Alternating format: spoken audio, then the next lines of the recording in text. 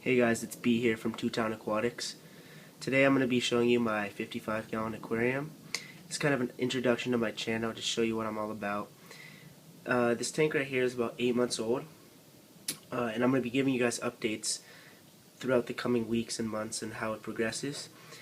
Even though it's 8 months old, I rescaped it a few months ago, and it was totally barren for about a month because I did a hydrogen peroxide cleanse to try to get rid of some of the algae I had, and it ended up killing half my fish. And I believe this is because I only had about I only had the thin leaf Java Fern in there at the time, so there was no plants. As you can see, it was just substrate and one little hiding spot. So the fish were already stressed. Then on top of that, I did a huge water change, dosed with Excel, dosed with hydrogen peroxide, and I woke up the next morning and half my fish were dead, even though this method wasn't supposed to kill fish. So that was a learning experience, and now I've decided to try and grow a dwarf hairgrass carpet.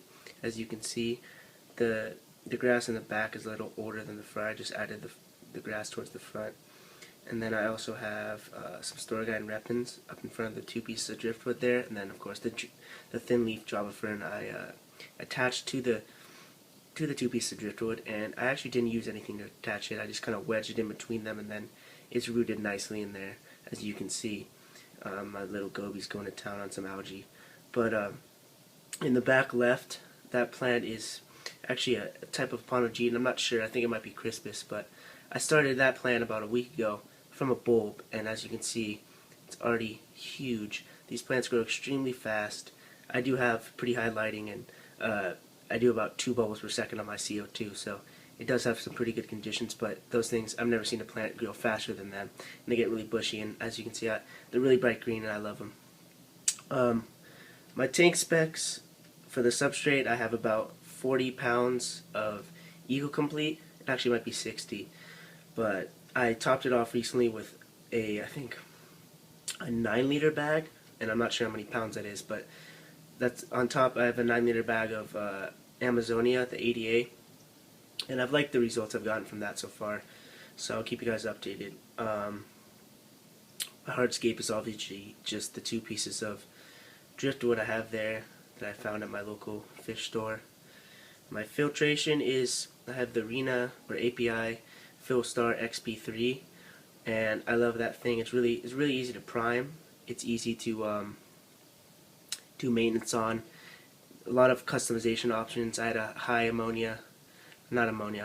phosphate levels to start with, and I just added a phosphorb in there. Phosphate levels came down to 0, and now my tank's a little more established, so I might be taking that out, but it just allows for a lot of customization.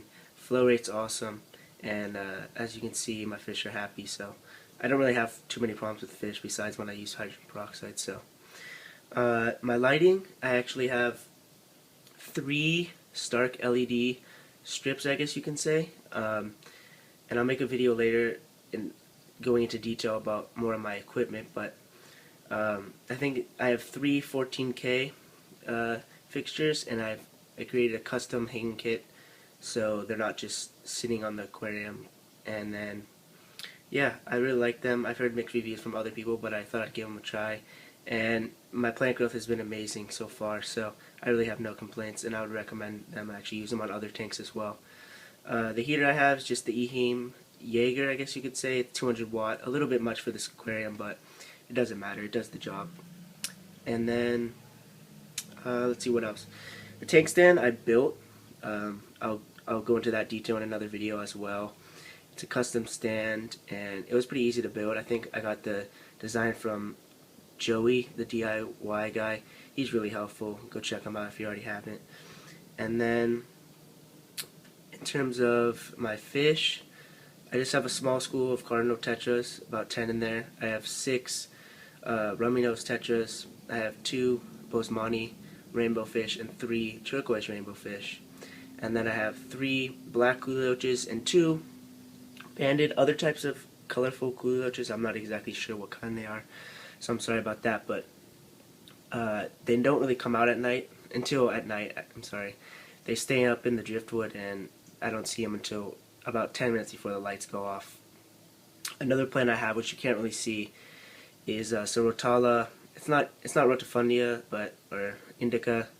It's the other kind that looks like that. I'm sorry, I'm pretty tired right now. I don't know exactly what it is, but it should be growing in, and it's going to get those nice pink hues. It's in the back, but you can't really see right now from this angle, and I'm using a tripod. So that's about it for a little intro to my tank, and I hope you guys like it and subscribe. And oh, and one more thing, another plant you can see in the top left here. I'll try to move it a little bit. Top left up there. You can see that's some dwarf water lettuce that I got from my local fish store, and that stuff is just doing great. It's starting to already grow out, and I just love the look. It's gonna take a little bit of the edge off my lights because they're pretty bright. So alright, thanks guys for watching my video.